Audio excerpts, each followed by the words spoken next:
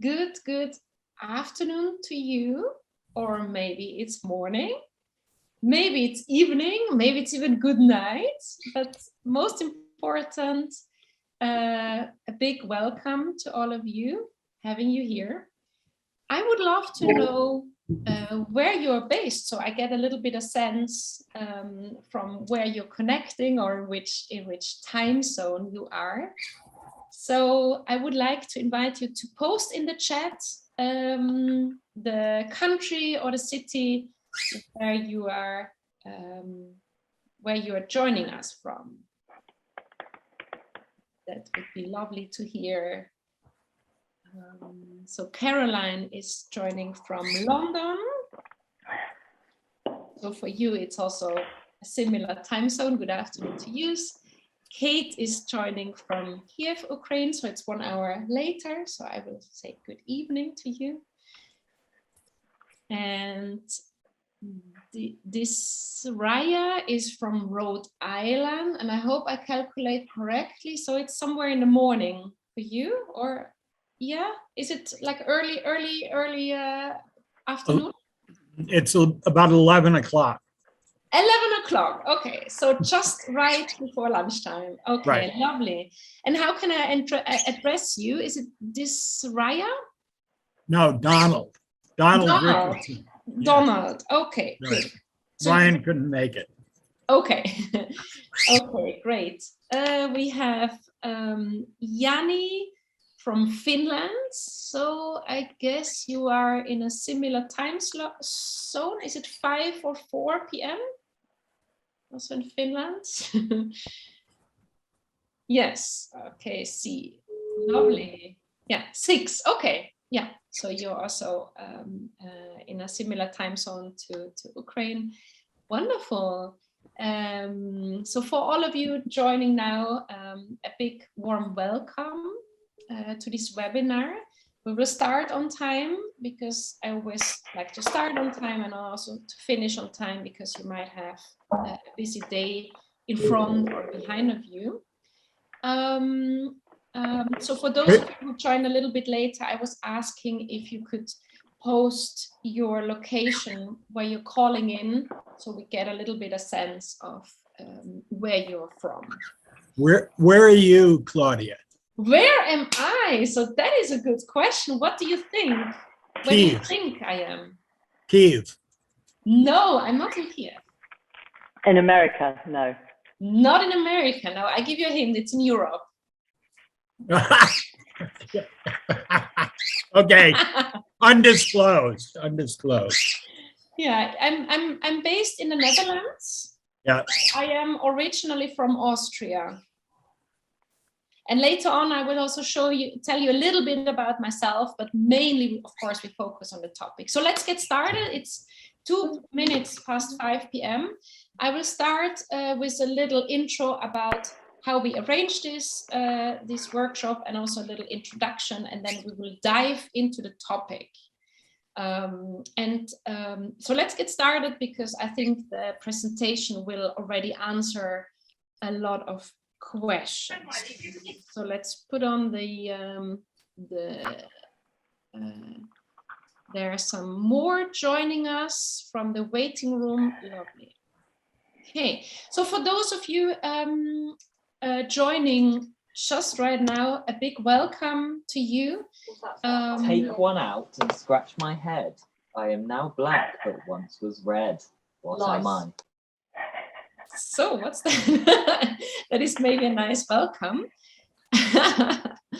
I hear a few of you in the background, so you can also mute yourself. If you go to the bottom, you have the little microphone in case you're in an environment with some background noise. Otherwise, I can also mute you. So let's get started with all of you. Right now we have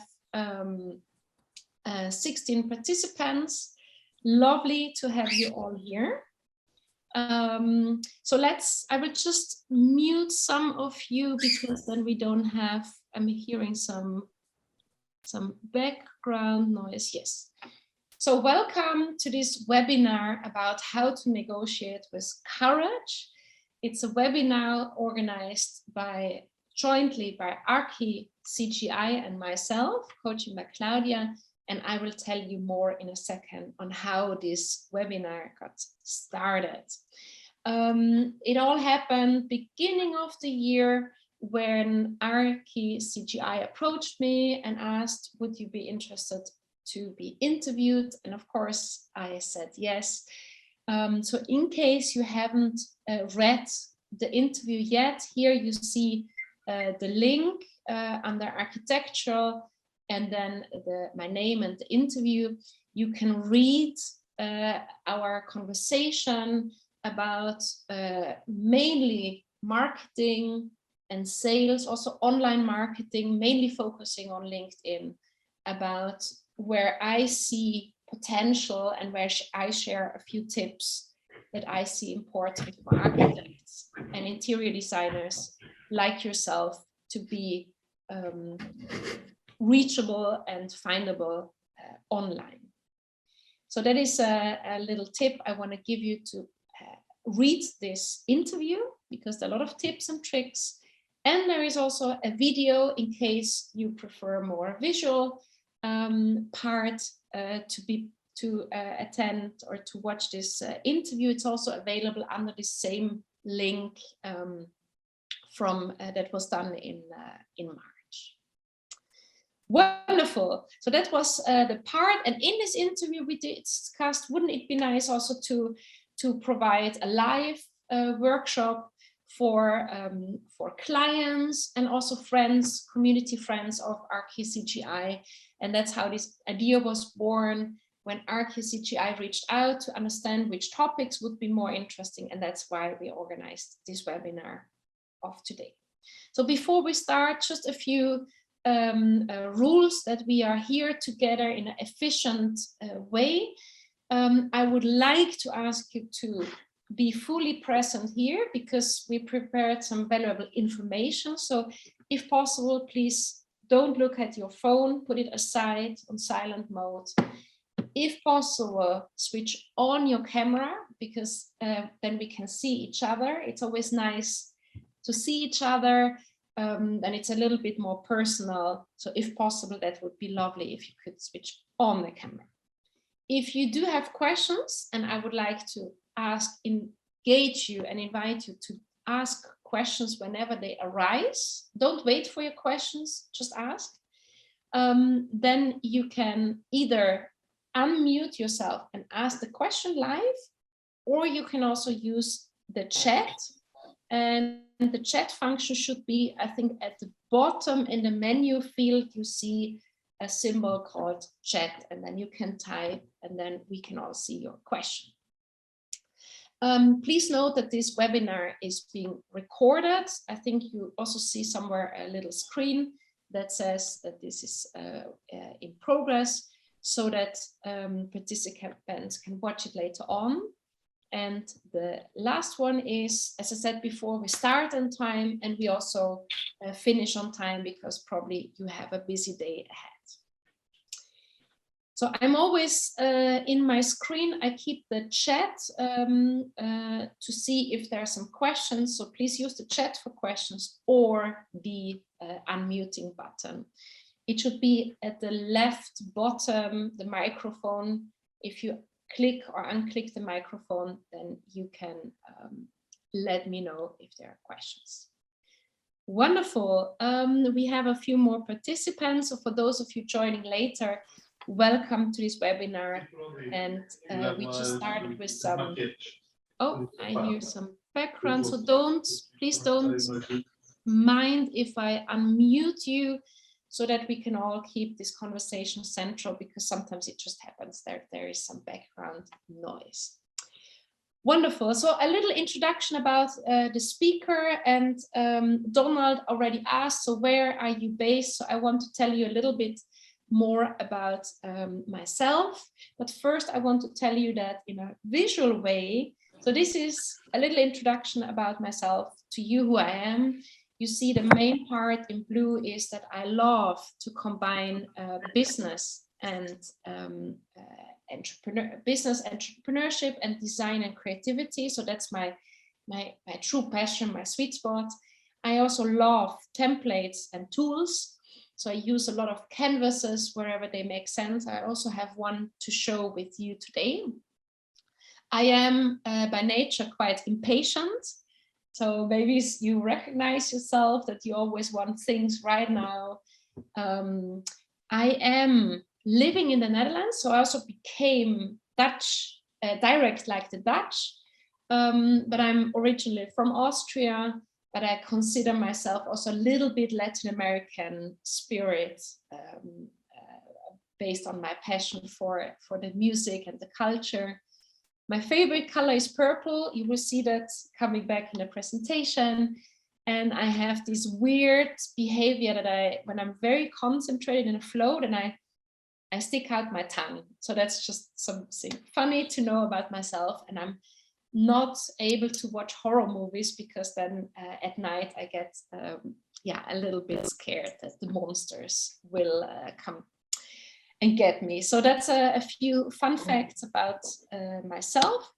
Of course, I also have a more list with some facts about what I do for my work. I am a university lecturer at the International Creative Business Bachelor Program in Holland, University of Applied Science based in Den Haag. I'm teaching international students and also Dutch students, mainly in the fields of design thinking. I am also a business owner like most of you.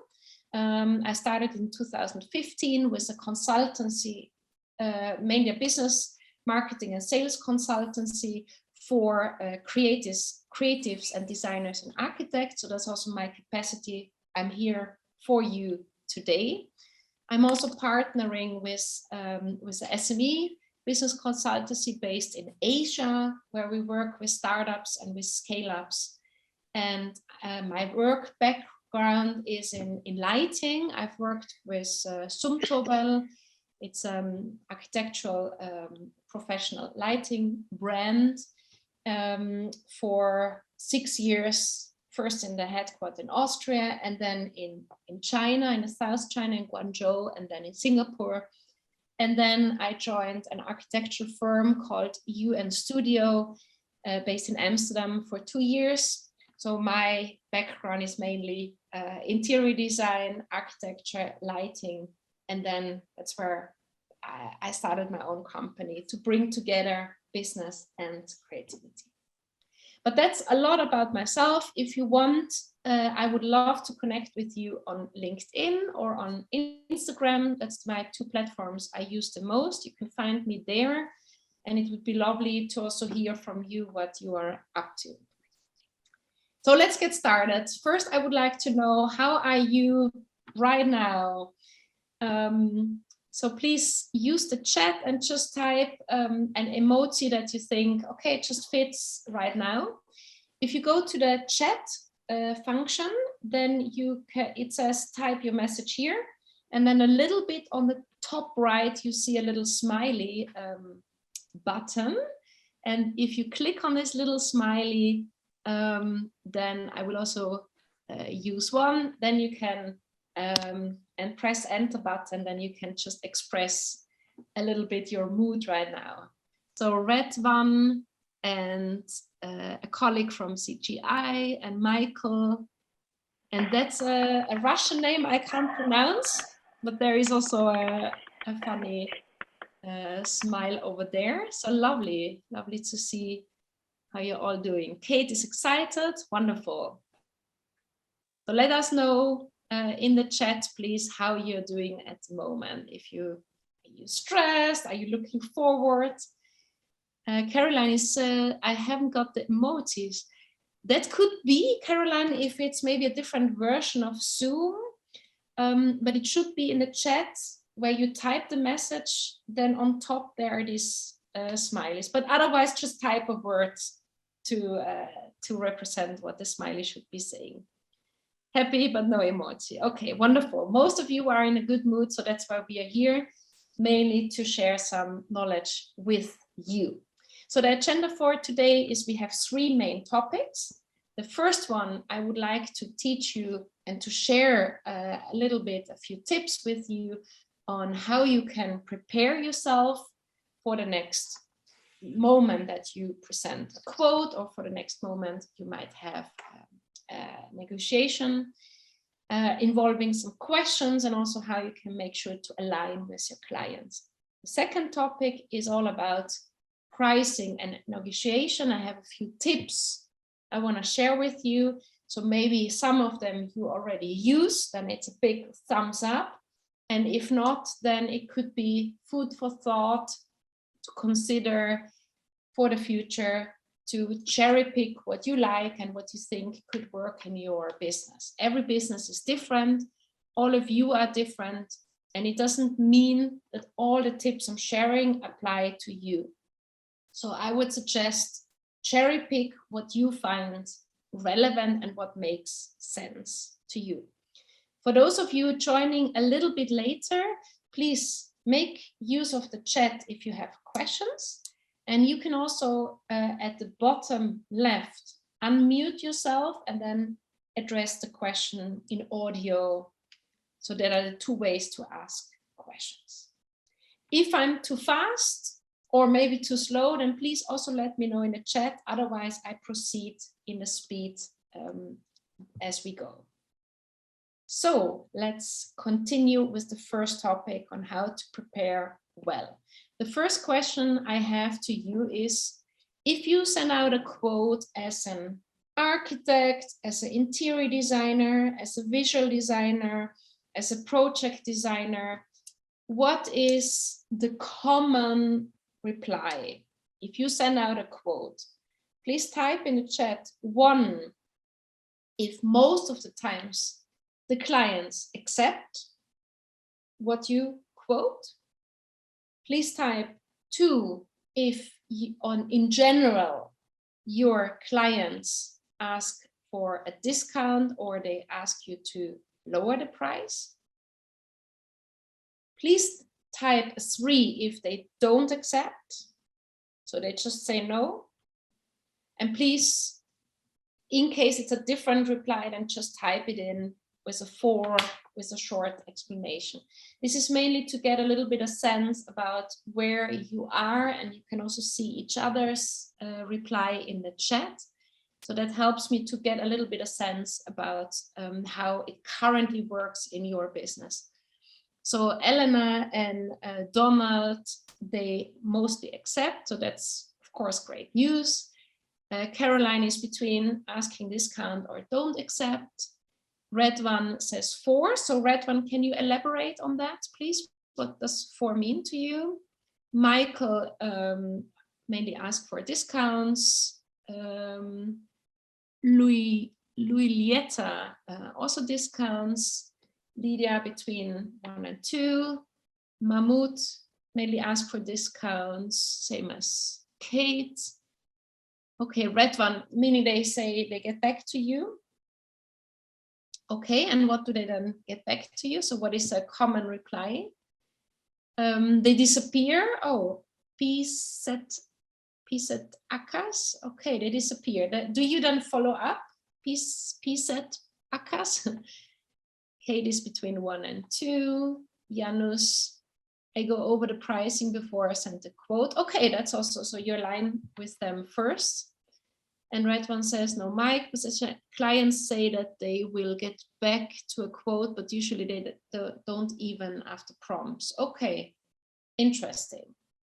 So there's probably something to learn that Red one, if you send it out, then it could mean that they have expected something else. And Caroline is saying, yes, same, sometimes no answer back. Okay. Good. Let's also admit the other participants.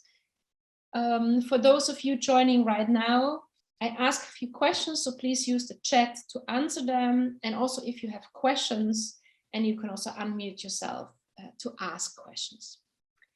So here is now a couple of tips, and see it also as food for thoughts for yourself to think, what is my experience? What is my usual reaction?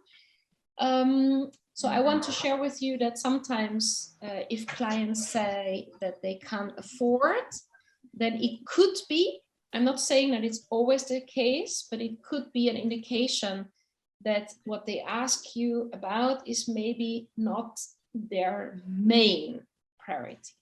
It could be. It could mean that they have other priorities, or it might also not be the right time for this service they are asking. So as a tip for you to share is, if you hear that they say they can't afford it, then try to figure out what is important for them right now. Because it could be that what they asked you is not the most relevant. And then as a tip I have for you is try to figure out what is important to them. And the way you could do that is by asking, for instance, this question. So what would you consider important enough to spend money to solve? Of course, for an interior designer, maybe for Domald, it might not, let's say, be the exact right questions, but you could eventually say, okay, which area or which project would you consider important enough to start with a certain interior design project? So of course, feel free to use words that fit to your business, but that's a good, this, let's say, example question is a good way to understand what the client is trying to achieve. So that is one of the tips I want to give you. So now I have another question to all of you, and please use the chat later on to give me the answer. So first I want you to think about your current or the latest project you did for a client. Just take a moment where you think, oh yeah, right now one of the projects I'm working on is this and that. Or if you don't work on a project right now, think about the one that you completed recently. And I have a couple of questions, and I want you to count how many questions you can give a yes answer. Let's get started. So the question number one is, for this project I asked you, do you know exactly what your client wanted to achieve? So think about, is your answer yes or no? The second question is, for this project, do you know how important this goal is for your client? Do you know how important this project you are working or have been working is for your client? Do you know how important that is? Is that a yes or no? Just write it down for yourself or collect it in your mind. And at the end, I would like to know how many yes you have.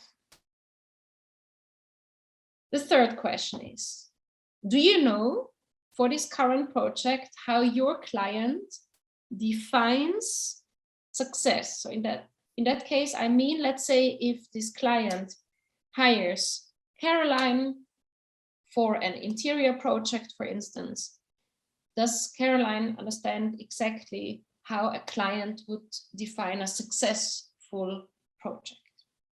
Is your answer yes or no? The fourth question is, do you also know how your client measures success? So question 3 was about how the client defines it in words. And the fourth question would be, do you as an architect or designer know how your client measures success? Are there some metrics? Would it be some satisfaction level? Would it be some reviews? Would it be if the big CEO is happy? What are the measurements for success? And the fifth question is, do you know which impact the success of this project will have on their whole business and organization? Now you might think, yes, but Claudia, I mainly work for residential, so for private clients. Of course, then question number 5, we need to tweak it a little bit. It would be, do you know which impact the success of the architectural or the design would have on their life of your client? So make sure to adopt the question to whatever sector or business you are in. And now my question to you, and I ask you to put the reply in the chat. So how many of these questions were you able to answer with yes? Is it 1 or 2 or 3 or 4 or 5? How many of these questions were you able to answer with yes? So the questions come in. Kate, wow, wonderful. You have 5 yeses. Donald, 4, also wonderful to hear. Elena, 2. Caroline, 2.5, lovely. Janus, 1 to 2. Mahmoud has 3, as well as Yanni. Depending on the project, yes, I understand, Michael, it's sometimes difficult. 1 or 5, okay, so it really depends on project. Kate says 2. Caroline, you had your hand raised. Did you want to say anything? No? Okay. Just in case you want to say, feel free to unmute yourself. Okay, and how about the others? Because we have in total, I see 24 participants.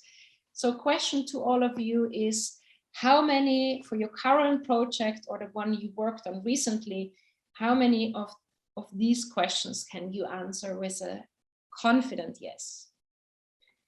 So at the same time, that is now food for thought I want to give to you is thinking, if you have not had 5 yeses, then which questions could you consider asking next time? And which of these questions would be important in your business to ask or to know? So see that also as a little check-in for yourself, a little quick scan to see how well do I actually know my client and how important is this project to him or to her. Okay, let's continue. Here are a few tips I want to share with you, how to align with your client, how to agree and to be literally on one page with your client. As a tip, in case you don't do that, I guess most of you do that already, but in case you don't, please make sure you have all the key information in writing.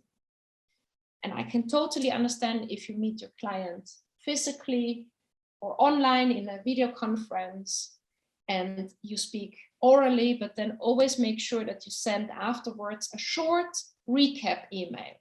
And I'm not talking about a very long one, but it can just be 3 or 5 bullet points with a little summary about the most important facts you discussed. Why is that helpful? First, for yourself, that you have your records in written. Second, your client has it in written. It also shows that you are a professional leading through the different stages. And it helps to align, because if, in case you write something in the summary and your client thinks, I understand it correctly, it could be a nice way to talk about it. The second tip is, and that connects a little bit to what we showed before with these questions, that you discuss and ask your client, how do they define success? So how do they, in their words and in their metrics, define a successful project? Why is that helpful? Because when the project is completed and handed over, you can take these success metrics and then do an evaluation and conclude some insights on what went well, what could be improved. And again, it shows you as a professional, as an owner, of the process, and he also showcases you as a quality keeper of the project. So it is a way to show yourself as a design and architectural professional. And the last tip I have for you that helps to align is that you also take the client along in the process to educate him or her or them what the different stages are, and also show, okay, what are the deliverables? Maybe you have already a visual overview with a few stages, and you can also show the milestones on what you expect from the client, what the client can expect to you. And again, it can just help to align and make it clear to be on one page about how the project will be managed and executed by you. In case there are questions, please type them in the chat or unmute yourself. And if I don't see questions, I will proceed with the next content. So I mentioned in previous, yes, is it, do I hear Donald? Yeah. Please. I was just going to say, I think it's very important for architects and designers to, if not control the narrative, at least to guide it. And I think that personal meetings are key to success. Yeah, with personal, you mean Interpersonal, online? yeah. And take it out of, take the relationship out of the abstract. I think that's very important, because often there are hard points you hit. And if you have a personal relationship or a semi-personal relationship, professional relationship with your client, then it helps you get through those points. Absolutely. And the other thing I was going to say is it's very difficult to understand at the outset what the impact of your design work is going to have on the organization, if that's what you're dealing with. And because often if it's a vice president or a facility manager, they have their own agendas and they know more about the internal organization than you do. So potential impacts might not be given to you on a slate at the outset. Yeah. So keep up that interpersonal stuff. That's very, very important. Yeah, because as an architect and designer, you provide a service. It's an intangible product. And therefore, the trust level is so much more important than, let's say, compared to a product company. So great addition, and great to hear, Donald, that you insist for these personal meetings, that you say, okay, having a friendly professional relationship helps also to get through sometimes challenges together and solve them. Thank you. And we all hear your lovely birds in the background, so that brings us a very nice. It's Gordo, my cockatiel. Your cockadoo? A cockatiel. Okay, wow. Thank you. Wonderful. So before I mentioned set some SMART goals. And now you might think, yeah, SMART goals, what does that mean? So I want to show you shortly a very easy method to set good goals for yourself, but also for your clients and for your project.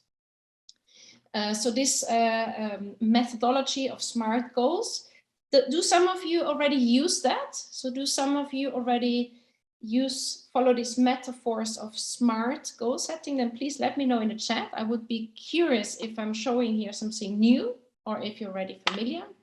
But it's very easy to remember SMART goals, because the acronym stands for S, to make a goal specific.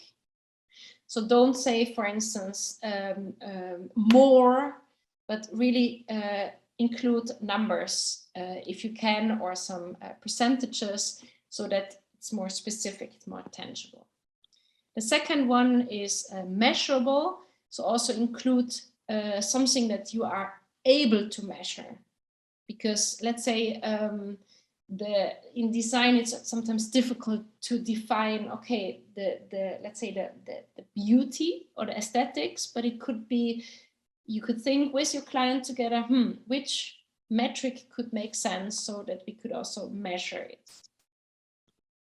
The third letter stands for attainable, so meaning that it is possible to achieve this goal. So it's not something out of your control, but it is attainable. R means realistic, so that you are also able to achieve that. So it's not something out of your control, but it's really a realistic goal that you and your client can achieve. And T means time bound, that you also set a very specific day that you can have this evaluation with your client. So the SMART goal setting is something very helpful to make a goal more specific, because only if it's specific, then you and your client can walk towards this goal. So do some of you use already SMART goal setting? Then please let me know in the chat. I would be very curious to read about that. We will continue with the second agenda for today, which is about pricing and negotiation. I also want to share a few tips with you. And before we do that, just to be all on the same page about the terms, if I talk about costs, then I mean that's what you pay or what the client pays, the costs, let's say, of a product or a service. So let's say your own costs would be for your rent or your computer or software licenses. Price is what the client pays to you. So that's, I think, quite self-explanatory, but the important one is to be clear about the value, because the value is all about the usefulness of a product or a service. And that is something that is impossible to express in, or difficult to express in money, because it's usually something, let's say the usefulness is something that's also relating to an emotion, or for instance, if you work on residential product services, interior design services, it could also be, let's say, the family feeling very home, or they're feeling very proud of the interior design. So keep in mind that value is about the usefulness of your design or architectural service. I have a question again for you. So how do you currently price? Type 1 if you price per hour or per day. So you say to your client, okay, my day rate is X currency. Or type 2 if you give a total for the whole project. Type 3 if you base your architectural or design fees on the value, so meaning understanding how useful this design is and then connecting the fee to that. Or if it's another one, then please type how you currently price. So this is, again, there is no right and wrong. It's just a check-in to understand where you are right now. So we have a combination here. And Janus, I saw your question from before. Can I provide the slides? I will check with ArchiCGI, because we host this together.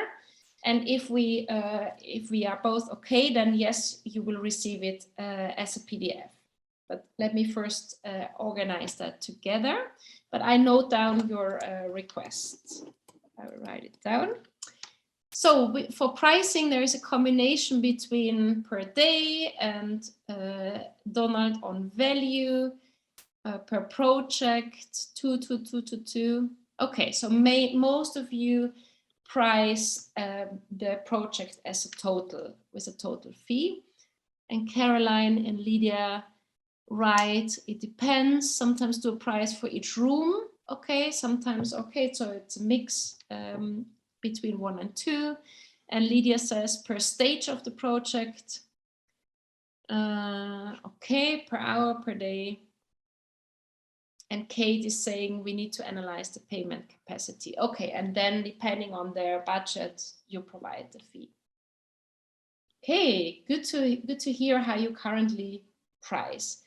Talking about the value, as I said before, that's a very important element for you to understand. And to me, it has a lot of relationship with negotiation. And now here, you can read this quote for yourself. Price is what you pay, and with you can put your client there. So price is what your client pays, and value is what your client gets. So they pay the price you ask, and then the value, you don't know exactly how much value you get, because it's always in the perception of your client on how useful, how valuable that is. So keep that in mind, that the value is always how the client perceives your design or your architectural services. And with that, I want to connect the understanding of value with one of the tools I'm using also in my trainings and in my coaching, is the value proposition canvas.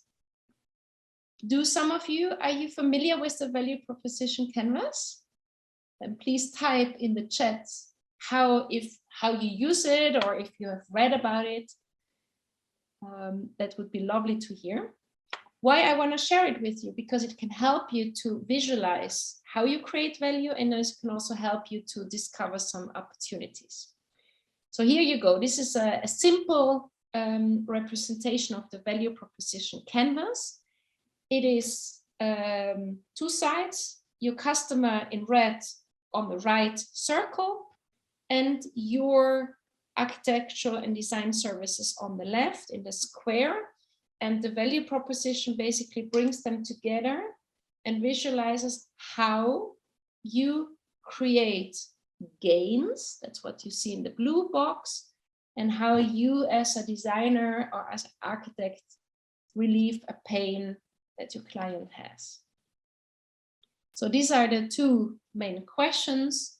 How do you as an architect or designer help your client achieve their gains? So meaning, as a family, for instance, to create their ideal home, or for instance, if you design hospitality projects, that you help your client create interior design that totally fits the values and their vision of this new hotel or restaurant. So that's something to help them achieve what they have in mind, their goals. And pain could also be that they, for instance, I think Caroline or one of you mentioned, I design per room. So that could mean, let's say that there is a room that at the moment it doesn't feel right. And then you as an interior designer come in that understands how does the client want to use the room, and which colors, furniture and elements could help to create this experience that your client has in mind. So these 2 that you can see in yellow, this is where you as a designer, as an architect, create value, because you either help your client achieve their goals, or you help them relieve a pain. That means it might be some risks involved, it might be costs involved, it might be headache that you help them to relieve. And in that,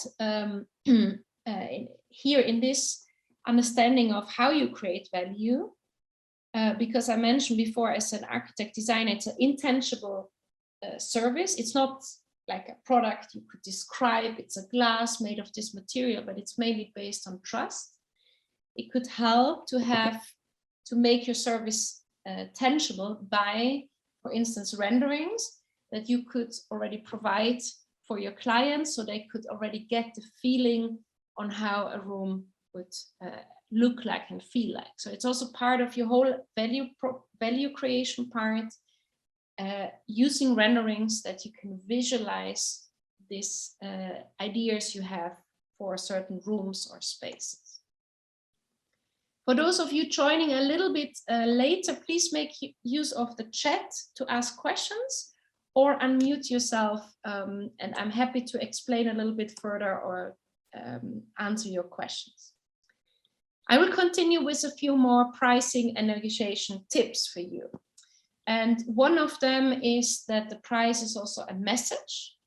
And think about all these high-end brands for bags and fashion, etc. We as humans sometimes make short connections, and we think that if an item is higher priced, it has a higher value and quality. So therefore, the tip I have for you is don't put yourself at a very low price, because a low price might indicate lower quality. So understand what is the market value and don't put a too low price, because it could be a negative message to your clients that they start to doubt about your professional service.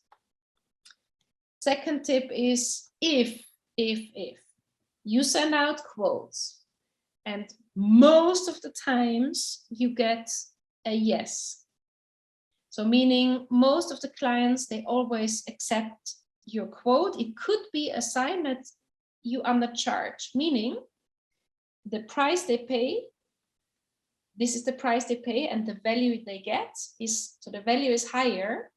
So that means you might increase the price. As a tip, you could try to just increase the rate, the fee, and then see how clients react. And therefore understand where is the sweet spot that more or less half of the clients say, oh, this is too high, and half of them say, oh, it's too low. Then you understand, this is an interesting price, where the price you ask and the value they perceive is more or less in balance. I see in the chat a comment from Caroline, can't talk in a Zoom meet. Can you elaborate a little bit on that? Is that relating to a slide I had before? I will continue to give you a few more tips on pricing.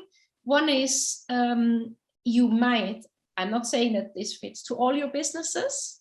Okay, no problem. But it could be interesting for you to think about tiered pricing.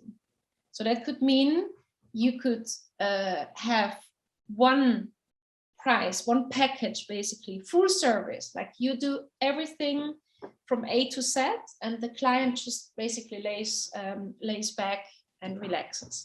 You could also have another option saying that you provide certain services and the client provides or organizes certain services of the process. Or it could also be that you just give advice and guide the client in their own project management. So that could be examples of different tiers of pricing. And very often humans, we think we don't want the largest, we don't want the smallest. So there is a natural tendency to choose the middle one. So always keep that in mind, that you put the service that you think basically is closest to your core competences, that you put that at option 2, because very often humans choose the middle one. So keep that in mind to consider if that could be beneficial in your business.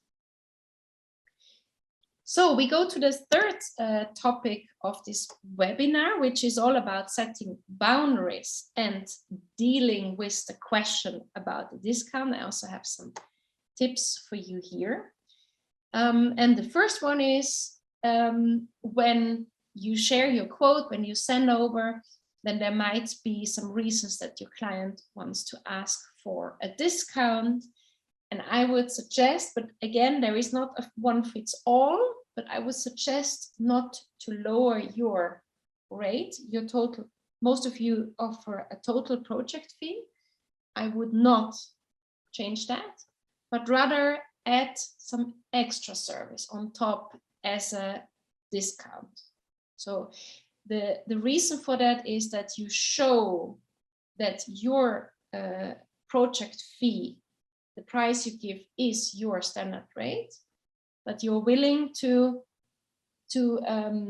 give them a little bit of extra service. So think about that, if that could be beneficial in your business. Because why? If you do lower your rate, there might be this negative connotation from, for instance, Lydia, just you as an example, if Lydia asks for a certain amount and then she reduces, it might give the understanding from, then maybe this is her lowest rate and the first one was just the first one. So I would suggest to keep your standard rate, and if you get a question for a discount, or offer some extra services on top. I'm checking if there are some questions. Lydia says, if I lower my rate, I lower my scope. Yeah, that's also, I read it also on some of your replies, for those of you who filled in the form. And two of you also mentioned that, and I think it's a very smart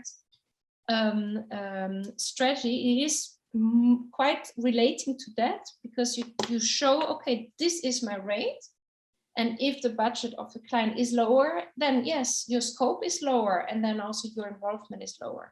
So yes, I think it's a smart choice, Lydia. Thank you. Caroline is adding, I add a commission charge to all purchase. You can reduce this. Okay, that could be. It's always your own choice what you could do, but I would not suggest to lower your rate, your professional rate for design and architecture services. Good. Another tip I have for you to set boundaries is, and Donald mentioned it before when he was mentioning it's so important to control and guide the design process. So what you could do is also to communicate clearly how the process looks like, which are your main phases there. And if you think, if you want to look back at your previous project, maybe there are some let's say some repeating behavior where you think, oh, usually in a certain phase clients misunderstand, or in a certain phase it's not clear, let's say, that the package would or would not include a certain service. So if that happens, you could analyze where are the bottlenecks in your process and then think, how can I then improve it?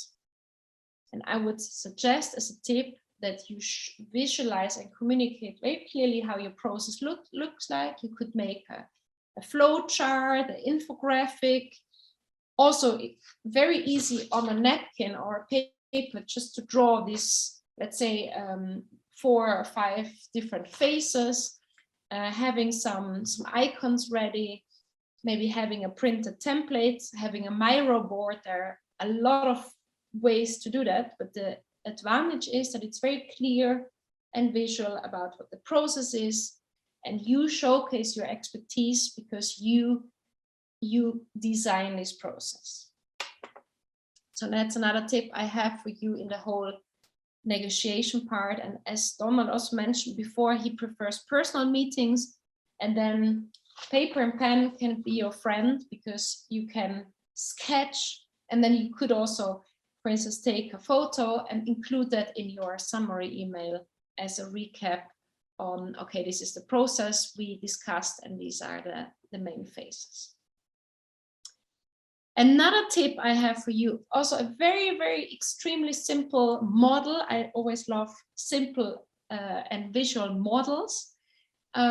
Is this, it's a project management tool, and it's very easy because as the visual shows, there is always a trade-off. If the client asks you, for instance, they say, Kate, we want the project to be good and fast and cheap, then this is usually not possible. The only thing that's possible is, okay, so which 2 maximum 2 elements are most important to you, dear client. If it's really important for them that the budget is limited and it's fast, it will have an impact on the quality. If they insist that it needs to be fast, hitting a deadline and good, yes, then you might need to work over hours, and then it might increase the price. If the client says, I want it to be really good and keep it in the budget, then you might say, okay, then it takes longer, and then you could plan your work process in a way that fits you. So there is always a trade-off, and it is, in my experience, not possible to have all the 3 at once. So therefore, as a tip, discuss with your client which expectations to them are most important.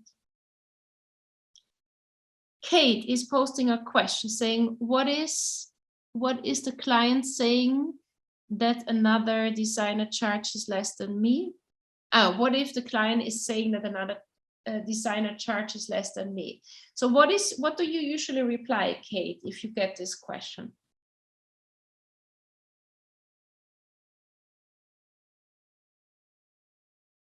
And this is not just a question to Kate, but to all of you. What do you usually reply if you get the question from your client saying that another designer charges less than you? Okay, Kate is saying, I'm trying to provide a discount. Okay, and then what do they then agree?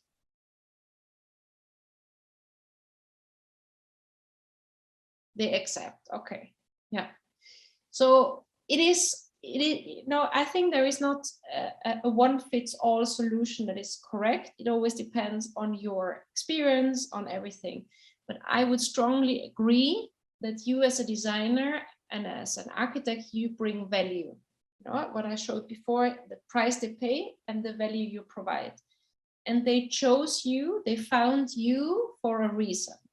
Maybe you have been recommended.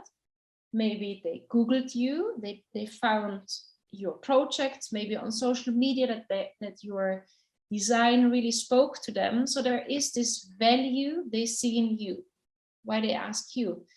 And I think you could also choose to say, okay, I provide this kind of quality, this kind of style, I provide, you know, what value do you create for your clients, and say, this is my professional fee, and then give them the choice if they want to choose what we have seen before in this circle. If they choose that cheap is most important, yeah, then it's their choice, but then they can only do it they will then need to look for a different designer. So I would ask a little bit further how they define their budget and how they base it on, and what they look for in a designer, and understand a little bit where this question comes from. Michael say, we add more value. Yes, so totally agree, Michael. And I think to add on your comment, I would also suggest to elaborate how and which value you create, because you all have your own personal background. Kate, you have your own experience, you have your own project, so you are not comparable to another designer. You have your own expertise, so show that to your client. And if the budget is the most important to them, a low price, then you might ask yourself if it's the right client for you. Henry is saying you have to leave. Thank you so much. Wonderful. Thank you for joining, Henry. And we are anyway wrapping up. So what I had as a last question to all of you, I would like to know what is your number one insight? So what is type one thing you learned, or what is one new insight that you learned today? One new idea that you could use in your creative business. For those of you who think, wow, this was really, really a valuable time, it was far too short. Yes, it was, of course, short. And you might be interested to attend a group coaching or individual sessions with me. That's all possible on my website. I'm not showing you more details because if you're not interested, it's not relevant. But if you're interested, then you can go on my website and fill in this form. And then I will get in touch with you and discuss some details on how I could help you for your creative business. And that is my last question. If you have questions you want to ask. I'm curious to hear from you. So I see Alex is here, Jonas, Caroline, Donald, Elena, Lolita, Jet, Yanni, Janus, Kate, 2 times Kate, Lorenzo, Lydia, MNL, Mahmoud, Michael, Panagiotis, Sander, and Vitali. What is the main insight from today, and which question do you have and I might be able to answer? Please let me know in the chat. Kate is saying, no, it starts here. So Kate is saying it makes sense. Welcome, Kate, my pleasure. Donald is saying the canvas was new. So Donald, please check out the value proposition canvas because there is a lot of sources available. So you could fill it out for yourself to understand better where you create this value, and let me know if there's anything I could help you further. Great to hear that this was new to you. Janus is saying thank you. Kate is saying thank you, it was useful. Caroline has to go. Wonderful, have a lovely rest of your day.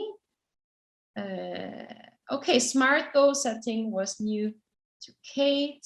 Alex, no questions. Wonderful to hear. Thank you for joining, Alex. And Yanis had to leave. Yes. And Yanis says also the value proposition canvas.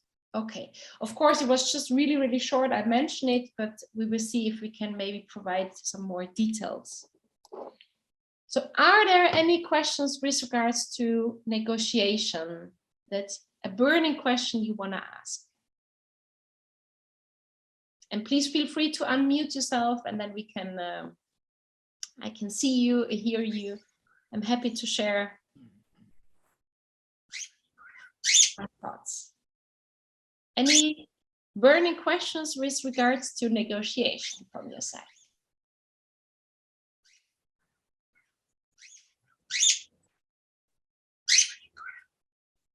I hear the birds have questions. Yeah. So all I was going to say was you should never negotiate quality coming out of your office. Can you elaborate a little bit on your? I think that not everything can be negotiable. That's not a negotiation if everything is open to question. So I think you have to set the standard for your design approach and abilities and experience, and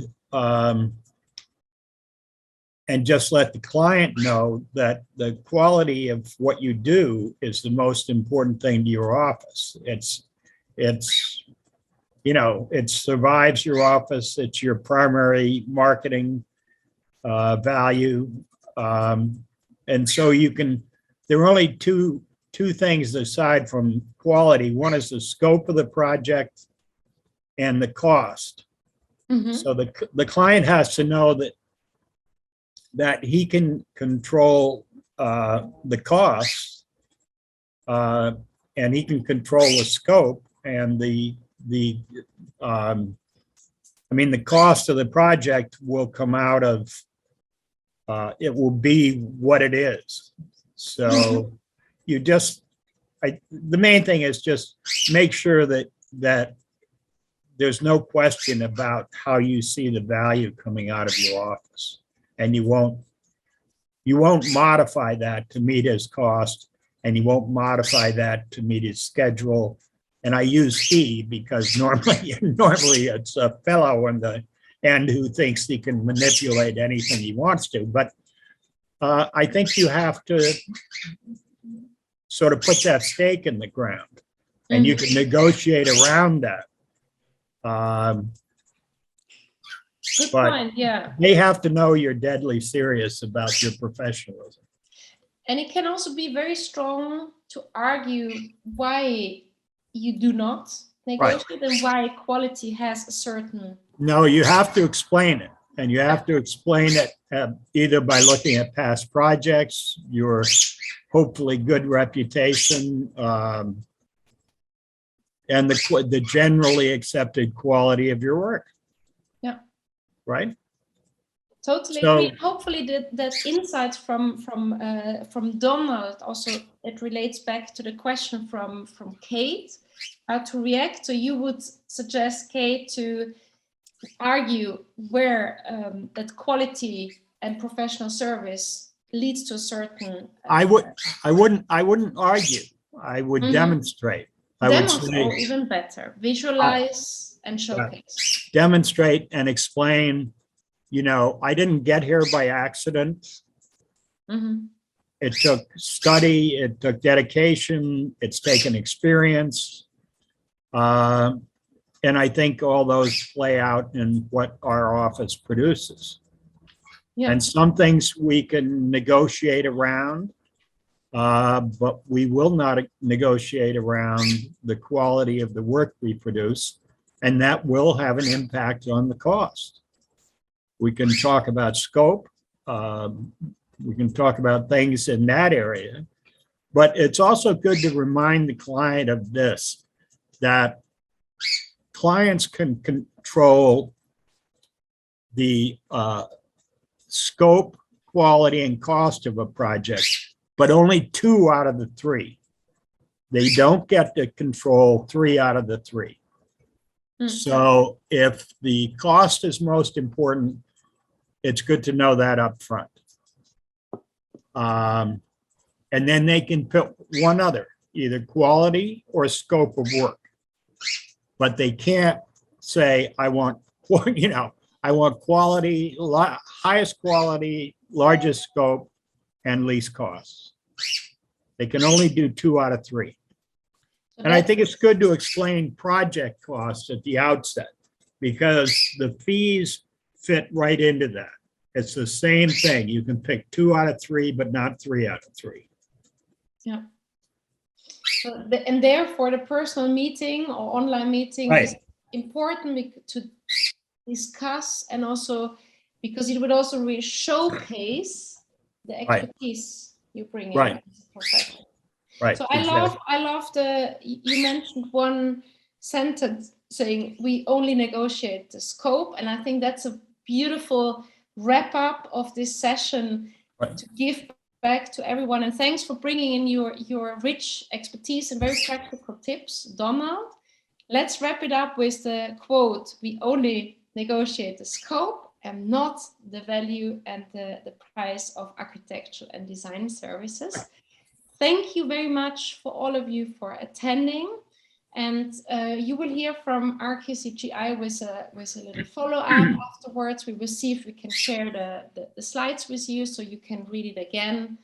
And make sure to read the blog, because there are also a lot of other sales and marketing tips that I gave in March. So for all of you, good afternoon, good evening. And for Donald, I think it's lunchtime, right? Yeah, well, not quite. Have a good day, everyone. Thank You you too. for joining. Bye. Bye. Bye, everyone.